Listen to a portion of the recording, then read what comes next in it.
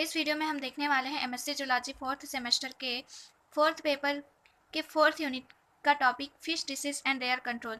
ये जो टॉपिक है वो फिशरीज़ के अंतर्गत आता है, जो फोर्थ सेमेस्टर का जो स्पेशलाइजेशन जो सब्जेक्ट होता है फिशरीज उसके अंतर्गत का टॉपिक है।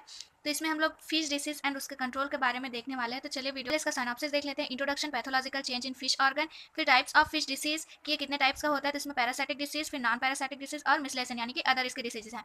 तो पैरासाइटिक डिसीजेज में fungal, bacterial, viral, protozoan, fluke, cestode, nematodes, annelids, crustacean, mollusc, larva disease के ये पैरासाइटिक डिसीज होते हैं। फिर नॉन पैरासाइटिक डिसीज के अंतर्गत जो पैरासाइट से डिसीज नहीं होते, वो मतलब दूसरे जो अदर कारण से होते हैं, उसको नॉन पैरासाइटिक डिसीज कहा जाता है। फिर है मिसेलेनियस डिसीज। इस डिसीज ये जो डिसीजेस होते हैं वो पॉल्यूशन के कारण कॉज होते हैं या तो न्यूट्रिशनल डिसीजेस के कारण कॉज होते हैं। फिर ये जो डिसीजेस होती है उसकी ट्रीटमेंट कैसे करते हैं, तो उसका ट्रीटमेंट देखेंगे। फिर कंक्लूजन और रेफरेंस। तो सबसे पहले इसमें देख लेते हैं इंट्रोडक्शन। तो इसमें ये बोल रहा है कि अदर एनिमल की तरह फिशेस को भी डिसीजेस होती है। फिशेस में डिसीजेस सिचुएशन के अकॉर्डिंग भी फैलती है। फिश में पैरासाइटिक डिसीजेज जैसे fungal disease, bacterial disease, protozoan disease हो जाती है। कभी कभी ये मांसाहारी का रूप ले लेती है। इससे बड़ी संख्या में फिशेस के मरने का डर रहता है। प्रायः देखा गया है कि जब पॉन्ड में अधिक फिशेस होती है तो डिसीज के फैलने की अनुकूल परिस्थिति बन जाती है। मतलब यदि पॉन्ड में मतलब उसकी संख्या से अगर ज़्यादा फिश के स्पीसीज है तो उसमें डिसीजेस के चांसेस बहुत ज़्यादा होते हैं। या फिर किसी एक फिशेस में अगर कोई डिसीज हो जा रही है तो उस पूरे तालाब के जो बाकी जो फिशेस है उसमें डिसीजेस के चांसेस बढ़ जाते हैं। इसलिए क्या उसका ट्रीटमेंट करना बहुत ही ज़्यादा जरूरी हो जाता है। अब नेक्स्ट इसका pathological change in fish organ. तो इसमें है स्पॉन्जियोसिस ऑफ एपिडर्मिस। स्किन के मैलपिघन लेयर की सेल्स में इन्फ्लामेशन हो जाता है एंड ये लेयर टिश्यू फ्लूइड के द्वारा अलग हो जाती है। इस इंटरसेलुलर और ओइडिमा कहते हैं। ऐसी कंडीशन डर्मिस में भी हो जाती है। इससे एपिडर्मल सेल्स मर जाती हैं एंड न्यूक्लियस एंड साइटोप्लाज्म में भी नेक्रोसिस कंडीशन उत्पन्न हो जाती है। मतलब ये जो स्पॉन्जियोसिस ऑफ एपिडर्मिस है इसमें कुछ पैथोलॉजिकल चेंजेस हो जाते हैं जिससे कि ये जो फिश का ऑर्गन होता है वो डिसीज से ग्रस्त हो जाता है। फिर है इसका hyperplasia of epidermis. Epidermal cell proliferate हो जाते हैं। फिर नेक्स्ट है अल्सरेशन ऑफ एपिडर्मिस। इस डिसीज में एपिडर्मल सेल्स बेसमेंट मेम्ब्रेन से अलग हो जाती हैं। डर्मिस सेल की नेक्रोसिस द्वारा होती है। मतलब ये जो डिसीज होती है अल्सरेशन ऑफ एपिडर्मिस, इसमें ये जो एपिडर्मिस का जो सेल होता है वो बेसमेंट मेम्ब्रेन से अलग हो जाती है, जिसके कारण उसका जो लेयर होता है वो अलग हो जाता है और ये नेक्रोसिस के द्वारा होता है। इसके बाद नेक्स्ट है डर्मिलेटिस। इसमें स्किन के upper layer stratum spongiosum and lower layer hypodermis affected होते हैं। यह बैक्टीरियल इन्फेक्शन के कारण इन सेल्स में इन्फ्लेमेटरी हो जाती है एंड सेल्स में वेस्कुलर इन्फिल्ट्रेशन हो जाता है। नेक्स्ट इसमें एनीमिया। एनीमिया में रेड ब्लड जो कार्पसल्स होते हैं एंड हीमोग्लोबिन की कमी होने से होता है, जिससे ऑक्सीजन ट्रांसपोर्ट की कैपेसिटी कम हो जाती है। या पैथोजन के हीमोपैथिक टिश्यू पर आक्रमण के कारण होता है। मतलब एनीमिया में तो हम सभी जानते हैं कि इसमें क्या होता है कि ब्लड की कमी हो जाती है, तो इसमें रेड ब्लड कार्पसल्स हीमोग्लोबिन की कमी हो जाती है, जिसके कारण इसमें एनीमिया की भी बीमारी हो जाती है। फिर नेक्स्ट है कॉन्ट्रैक्ट ऑफ द आई। ये डिसीज अधिकतर फिश फॉर्म में फैलती है, जो पैरासाइटिक डिप्लोस्टोमम स्पैथिकम के द्वारा फैलती है, जिससे फिश की आई इफेक्टेड होती है। नेक्स्ट है स्टेरिलिटी ऑफ ओवरी। ये जो डिसीज होती है वो ओवरी के ओवरी वाले ऑर्गन में ये डिसीजेस होती है। तो फिश की डाइट फूड की कमी से ओवरी पर इफेक्ट पड़ता है, जिससे प्राइमरी oocyte नहीं बनते एंड फिशेस मैटिंग के लिए फेलुलर हो जाती है एंड ओवरी में सिस्ट फॉर्मेशन होता है। नेक्स्ट है इसमें लीजन्स ऑफ मसल। फिशेस की मसल डिफरेंट पैरासाइट के अटैक से मसल डैमेज हो जाते हैं। मतलब इसमें हाई अमाउंट में मसल्स पाया जाता है, जिसका जो सेवन होता है वो फूड के रूप में किया जाता है। तो ये जो मसल्स इफेक्टेड हो जाती है तो ये जो पैरासाइट होते हैं उसके कारण ये इफेक्टेड हो जाता है, जिससे कि जो मसल्स होते हैं वो डैमेज हो जाते हैं। अब फिश डिसीज के कुछ टाइप्स है, जिसमें कि फर्स्ट टाइप है आपका पैरासाइटिक डिसीज। इसके अंतर्गत देखते हैं हम लोग फंगल डिसीज। तो फंगल का इफेक्ट फिश के एक फ्राई, फिंगरलिंग्स एंड एडल्ट पर होता है। इसमें स्किन में सबक्यूटेनियस टिश्यू से फिलामेंट निकल आते हैं एंड पास के टिश्यू को डैमेज कर होस्ट के डेट तक पहुंचा देते हैं। मतलब ये जो फंगल डिसीज होता है इसका इफेक्ट फिश के एक, फिश के फ्राई और जो फिंगरलिंग्स यानी कि स्मॉल जो फिशेस होती है या फिर एडल्ट या इन सभी पर इसका असर हो सकता है। इससे क्या होता है कि ये जो फंगल जो डिसीज़ है इससे जो स्किन की सबक्यूटेनियस जो टिश्यू होती है वो डैमेज हो जाती है, जिसके कारण जो होस्ट होता है वो उसकी जो होस्ट होता है उस फिश को देर तक पहुंचा देता है। तो ये फंगल इन्फेक्शन का ये डायग्राम है। ये जो स्किन है इसकी सबक्यूटेनियस जो टिश्यू है उसको डैमेज किया हुआ है। नेक्स्ट है बैक्टीरियल डिसीज। यह डिसीज प्रायः फ्रेश वाटर में पाई जाने वाली फिश में आमतौर पर होता है। इसके कारण फिश के fin and caudal fin damage हो जाते हैं और गिर जाते हैं। इनके आंखों पर भी असर होता है। ड्रॉप्सी एंड अल्सर भी इसी के कारण होता है। बैक्टीरिया फिशेस के वेरियस ऑर्गन को इफेक्ट करते हैं, इससे निम्न डिसीजेस होती है। मतलब ये जो बैक्टीरियल डिसीज होता है इसका सबसे ज़्यादा असर फिश के फिन और कॉर्डल फिन पर होता है। मतलब कभी कभी ये देखे होगे कि जो फिश का फिन रहता है वो डैमेज हो जाते हैं और या तो छोटा रहता है, अल्प विकसित होता है, या तो गिर जाते हैं, झड़ जाते हैं। तो ये बैक्टीरियल डिसीजेस का कारण होता है। इनमें कुछ इसके अंतर्गत कुछ डिसीजेस होती हैं, जिसमें से फर्स्ट डिसीज है फिन रॉट और टेल रॉट। यह रोग बैक्टीरिया के द्वारा फैलता है। यह रोग लाइक बैक्टीरिया से होता है। यह डिसीज एंड लार्ज दोनों फिशेस में पाया जाता है। यह छूत का रोग है। इसमें फर्स्ट में फिश के फिन के बाहरी किनारे पर एक सफेद रेखा दिखाई देती है जो पंख के आधार की ओर बढ़ने लगती है। फिर इसका कंट्रोल मेजर है कि ये जो बैक्टीरियल डिसीज होती है और जो फंगल डिसीज होती है उसके कैसे कंट्रोल किया जा सकता है। तो बैक्टीरियल से इफेक्टेड फिशेस को 1 या 2 मिनट तक कॉपर सल्फेट के घोल एक अनुपात 2000, मतलब ये इसका रेशियो है, कॉपर सल्फेट का रेशियो 2000 लेते हैं, उसमें डुबाना चाहिए। तो ये इसका जो डिसीज होता है वो धीरे धीरे ठीक होने लगता है। फिर नेक्स्ट है इसका, इसी का जो टाइप है फिन रॉट और टेल रॉट का, नेक्स्ट टाइप है आपका कॉमन माउथ डिसीज। तो ये डिसीज फिलामेंटस बैक्टीरिया जैसे flexi bacteria and other bacteria के द्वारा उत्पन्न होता है। ये माउथ के चारों ओर एक फंगस के लाइक रफ्ट बनाते हैं जो एक अलग ही कैरेक्टर है। कॉमन माउथ डिसीज है, इसे कॉमन माउथ डिसीज भी कहा जाता है।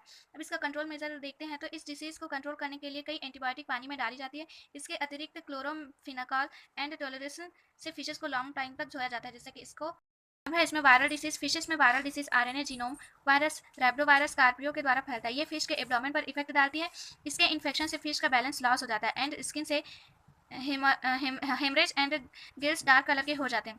नॉर्मली आरएनए जीनोम से फैलने के कारण फिशेस में स्मॉल पॉक्स भी फैलती है। कैट फिशेस के विशल ऑर्गन में हिमरेज हो जाता है। वायरल इन्फेक्शन अधिकतर मेजर काफ से भी फैलती है। मतलब ये जो वायरल इन्फेक्शन है वो किसी भी एक फिशेस से दूसरे फिशेस में भी जा सकती है और इससे क्या होता है कि फिश के बैलेंस का लॉस हो जाता है। जो इन्फेक्शन होता है वो ज़्यादा देर तक फैलने से फिशेस की डेथ भी हो जाती है। फिर नेक्स्ट है प्रोटोजोवन डिसीज। प्रोटोजोवन के द्वारा फैलने वाली डिसीज पैरासाइट के द्वारा बॉडी पर या इंटरनल विसरल ऑर्गन को इफेक्ट करती है। इसके द्वारा निम्न डिसीज है, मतलब ये जो डिसीजेस है, अब ये प्रोटोजोवन डिसीज है। सबसे पहले हमने देखा था मतलब फंगल डिसीज देखा, उसके बाद बैक्टीरियल डिसीज देखा, फिर वायरल डिसीज। अब ये प्रोटोजोवन डिसीजेस का ये टाइप है। तो इक्थियो फ्लेरेसेसिस है, इक का अर्थ होता है वाइट स्पॉट होता है। या फ्रेश वाटर वाले फिशेस में प्रोटोजोवन के द्वारा फैलती है। या इक्थियोप्थेरिस मल्टीफिलिस के इन्फेक्शन द्वारा होता है। या फिश के आउटर ऑर्गन जैसे फिश ऑपरकुलम एंड स्किन को इफेक्ट करते हैं। इसका ट्रीटमेंट देखते हैं। तो फिशेस को 1.5 से 0.2 ppm मेलाकिटिग्रीन या इसे 10 ppm एक्रीफ्लैविन के सॉल्यूशन में रखते हैं। इसके अतिरिक्त डिसीजेस फिश को 1 घंटे तक 2% नमक के घोल में 7 दिन तक डुबोया जाता है, जिससे प्रोटोजोवन मर जाते हैं और हमारा जो फिश होता है वो डिसीज से रोग मुक्त हो जाता है। अब इसका नेक्स्ट है फ्लक्स डिसीज। फिशेस पर 2 टाइप्स के फ्लक्स पैरासाइट इफेक्ट डालते हैं। पहला मोनोजेनेटिक एंड दूसरा डाइजेनेटिक। इसमें मोनोजेनेटिक फ्लक्स अपनी लाइफ साइकिल का सिंगल होस्ट में व्यतीत करते हैं और इसके पश्चात एक फिश से दूसरी फिश में डायरेक्टली ट्रांसफर हो जाते हैं। अब इसका सिस्टोज जैसे silver carp and grass carp और नॉर्मली कॉमन कार्प वार्म, जिसको बेथ्रीसिफेलस गैंकोन जेनेसिस कहा जाता है। ये फिशेस पर पैरासाइट होते हैं। यह फिश के इंटेस्टाइन में पाए जाते हैं। इन्हें फिश से अलग करने में बहुत कठिनाई आती है। इसे इंटेस्टाइन में स्वेलन आ जाती है एंड सिस्टोड्स और वार्म्स के द्वारा इंटेस्टाइन्स चॉक्ड हो जाते हैं। मतलब ये जो सिस्टोड डिसीज होती है वो इंटेस्टाइन्स पर इसका मेनली इफेक्ट हो जाता है, जिसके कारण ये जो इंटेस्टाइन होता है वो डैमेज हो जाता है। इसका ट्रीटमेंट है इफेक्टेड फिश को उसे 1 लाख के पिक्रिक एसिड सॉल्यूशन में डिप करके उपचार किया जाता है एंड वाटर फूल के एलिमिनेशन द्वारा भी मछलियों की सुरक्षा की जाती है एंड हर घंटे फिशेस की देखरेख करनी पड़ती है। तो ये जो डिसीज़ है ये इन्फेक्शन डिसीज़ है। ये टैप वार्म के कारण होने वाली डिसीज़ है। ये ग्रास काप का इमेज है। ये जो फिश है वो ग्रास काप है और ये टैप वार्म है जो इस फिशेज के जो इंटेस्टाइन पर ये इफेक्ट करता है।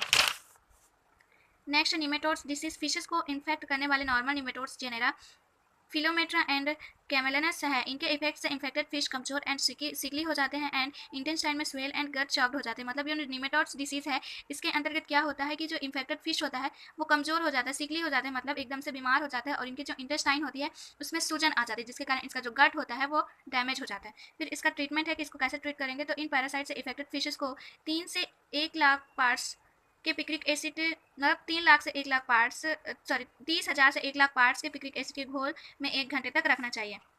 जिससे कि क्या होता है कि ये जो निमेटोड्स जो डिसीज़ है उसको कंट्रोल करने में राहत मिलते हैं। फिर एनालिड्स डिसीज। लीच के जो फैमिली ग्नैथोब्डैलिडी एंड राइप्कोब्लैरिडी के सदस्य फिशेस की स्किन एंड गिल्स पर चिपक जाती है एंड ब्लड को चूसती है। ब्लड चूसने के बाद ये फिश के बॉडी को छोड़ देती हैं, जहाँ पर वह घाव छाछ देती है। मतलब ये जो एनालिस्ट जो डिसीज़ है यानी कि लीचेस जो होते हैं, ये जो लीचेस होते हैं वो फिश के ऊपर चिपक जाते हैं और उसका जो ब्लड होता है उसको चूस लेते हैं और ये जब पूरा ब्लड उसका जब निकाल लेते हैं इसके बाद ये उससे जो फिश की बॉडी होती है उसको छोड़ के दूसरे फिश पर अटैक करने चले जाते हैं। तो इसका नॉर्मली ट्रीटमेंट देखते हैं। तो ट्रीटमेंट के लिए इस फिशेस को 20 मिनट के लिए 10% साल्ट सॉल्यूशन में फिशेस यंग हो तथा 10 मिनट 20% साल्ट सॉल्यूशन में ओल्डर फिशेस को रखना चाहिए। मतलब ये जो यंग फिशेस है उसके लिए 10% सॉल्ट में 20 मिनट के लिए रखना चाहिए और जो ओल्डर फिशेस है उसको 20% सॉल्ट में 10 मिनट के लिए रखना चाहिए। तो इसका नॉर्मल सा ट्रीटमेंट है। डायग्राम में देख सकते हैं आप लोग, ये जो छोटे छोटे ऑर्गेनिज्म दिख रहे हैं ये नॉर्मली लीचर्स हैं जो इस फिश के ऊपर अटैक किए हुए हैं और इसका जो सारा का सारा ब्लड होता है इसको ये चूस लेते हैं और फिर जब ये पूरा ब्लड चूस लेते हैं तो ये यहाँ से हट जाते हैं और दूसरे फिशेस पर अटैक करते हैं। फिर नेक्स्ट है क्रस्टेशियन। क्रस्टेशियन फिशेस पर इफेक्ट करने वाले स्मॉल साइज के एंड नेक्ड आई से दिखाई देने वाले होते हैं। ऑर्गन्स यह पैरासाइट अपने हुक्स एंड शक्कर की सहायता से फिशेस की आई के नीचे चिपक जाते हैं एंड अपने पियरिंग ऑर्गन की सहायता से ब्लड को चूसते हैं एंड इसके अतिरिक्त other organ skin, fins, gills, mouth पर भी अपना इफेक्ट डालते हैं। इन्हें एक्टोपैरासाइट कहा जाता है। इसका ट्रीटमेंट है संक्रमित फिशेस को 3 से 5% साल्ट बाथ पर 250 ppm फॉर्मेलिन सॉल्यूशन में 1 घंटे के लिए रखकर किया जाता है एंड ये किया जाता है। ठीक है, ये यहाँ तक है। ये यहाँ पर कुछ डायग्राम है, इसको देख लिए। नेक्स्ट है इसका मोलस्क लार्वा डिसीज। फिशेस के लिए लाइट का भी इंपॉर्टेंट है। यदि फिशेस अंधेरे में अधिक रहती है या उन्हें सनलाइट नहीं मिलता तो उनकी स्किन फिन के वेरियस टाइप के रोग उत्पन्न करते हैं। मतलब जब फिशेस होते हैं उसके लिए लाइट का भी इंपॉर्टेंस होता है। अगर लाइट इनको प्रॉपर्ली नहीं मिल पाती है तो उसके लिए भी इसकी जो फिन स्किन होती है इसमें वेरियस टाइप्स के डिसीजेस उत्पन्न हो सकते हैं। तो जब वाटर का pH 9 से कम होता है तब भी फिशेस के लिए टॉक्सिक होता है। मतलब इसके लिए फिशेस को डिसीजेस ना हो इसके लिए इसका pH भी इंपॉर्टेंट रोल प्ले करता है। यह फिशेस के फिन्स एंड गिल्स पर इफेक्ट डालते हैं। तो ये इन्फेक्टेड फिश है। ये क्या होगा कि सबसे पहले जो एडल्ट पैरासाइट रहेगा वो इंसिस्ट स्टेज में जाएगा, जिसके बाद ये फ्री स्विमिंग ये करके यंग स्टेज में जाएगा और ये जो फिश रहेगा उसको इन्फेक्ट कर देगा।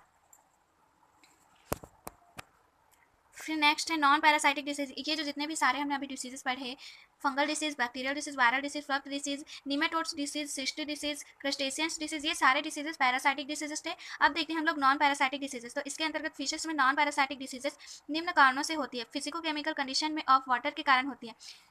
तो ये जो नॉन पैरासाइटिक डिसीजेस होती है वो जो वाटर की जो क्वालिटी होती है उसमें चेंजेस के कारण ये नॉन पैरासाइटिक डिसीजेस होती है। तो ये मैनी टाइप्स की होती है। फिर नेक्स्ट है मिसलेनियस डिसीजेस। ये अदर टाइप्स की डिसीजेस होती है जो पॉल्यूशन और न्यूट्रिशन की कमी के कारण या फिर पॉल्यूशन जब इंक्रीज कर जाता है तब उसमें ये डिसीजेस देखने को मिलती है। तो फिशेस में अदर मिसलेनियस डिसीजेस भी हो जाते हैं जो निम्न है। पॉन्ड में water chlorine content 4 mg litre हो जाते हैं तो फिश का circulatory system and gills damage हो जाते हैं और फिश एनीमिक हो जाती है एंड 8 आवर के बाद उनकी मृत्यु हो जाती है। कई टाइप्स के हैवी मेटल्स जैसे lead, mercury, manganese, iron, arsenic, salt इसी भी फिश पर लिथल इफेक्ट डालते हैं। CO2 की अधिकता नेफ्रोकैल्सिनोसिन एंड कैल्शियम की जमा होने से किडनी में स्वेलिंग एंड यूटेरस में स्वेलिंग आ जाती है एंड H2S हाइड्रोजन सल्फाइड की मात्रा बढ़ जाने से गिल्स इफेक्टेड हो जाते हैं। मतलब क्या होता है कि जो पॉन्ड होता है उसमें क्लोरीन कंटेंट अगर ज़्यादा मात्रा में हो जाते हैं तो फिश का जो सर्कुलेटरी सिस्टम होता है एक तो वो उसका डैमेज हो जाता है, दूसरा उसका गिल्स डैमेज हो जाता है और ये जो फिश होती है वो एनामिक कंडीशन में आ जाती है। एनामिक का मतलब होता है इसमें ब्लड की कमी हो जाती है और जो रेस्पायरेशन करने के लिए जो ऑक्सीजन की जो प्रॉपर मात्रा होती है ना वो ब्लड में नहीं पहुँच पाती है।